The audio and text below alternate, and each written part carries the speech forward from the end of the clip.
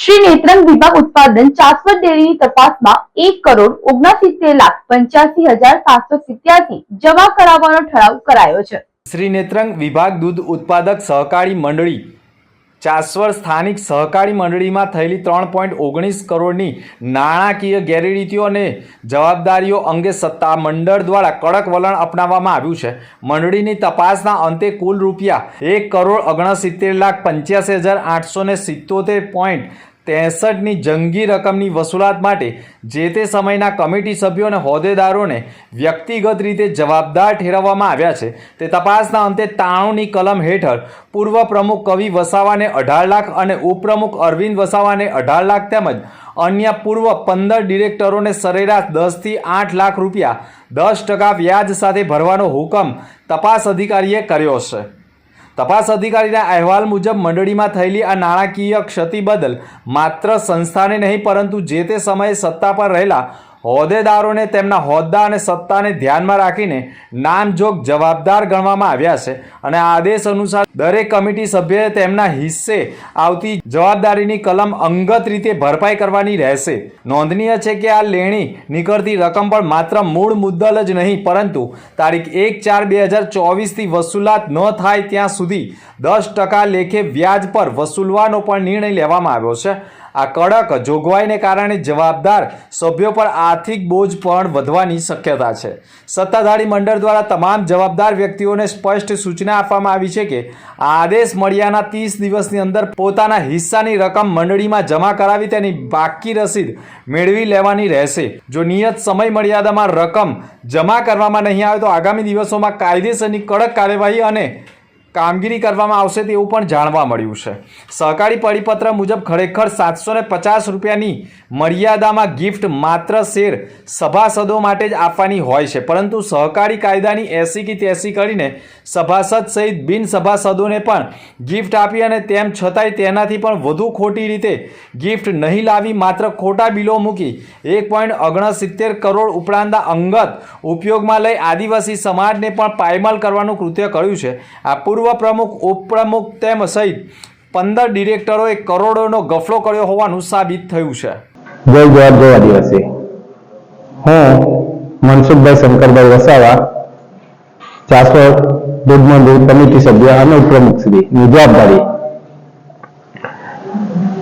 મંડળીને આર્થિક કુલ નુકસાન 3,19 લાખથી વધારે આગળની વ્યવસ્થા કમિટીએ અંગત કરી તેમાંથી નાણાકીય ગેરરીતિ કરીને આર્થિક નુકસાન પહોંચાડે છે જેમાંથી 1,69 લાખથી પણ વધારે રૂપિયાનું ગિફ્ટ તેમજ સભાસદોના ભેટ નું ખરીદ કર્યા પછી પણ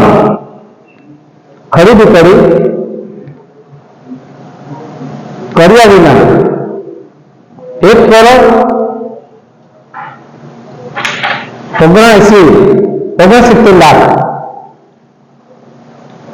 ખોટા બિલો બનાવીને નાણાકીય ઉચાપાત કરી જેથી આ સંપૂર્ણ ભ્રષ્ટાચારના કરોડો રૂપિયાની તપાસ અધિકારીને કરી જેમાં 93ની કલમ હેઠળ જવાબદારી આગળની વ્યવસ્થાપક કમિટીને ધારકોને રૂપિયા ભરપાઈ કરવાની હુકમ કરવામાં આવ્યો જેથી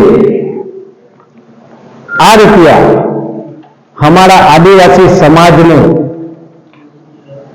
नुकसान बहुत मोटू नुकसान કરવામાં આવ્યું છે।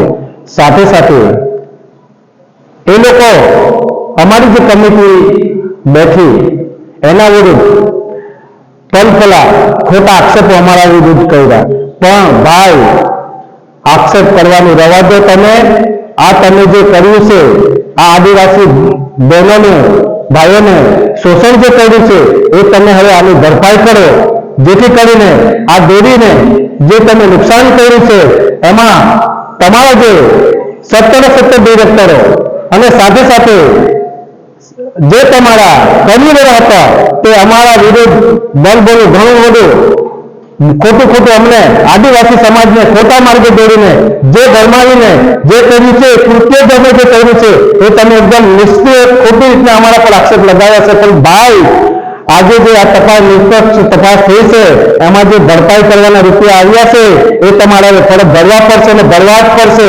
અને એના ભરે તો તમારા વિરુદ્ધ અમે કાયદેસરની કાર્યવાહી પણ કરીશું.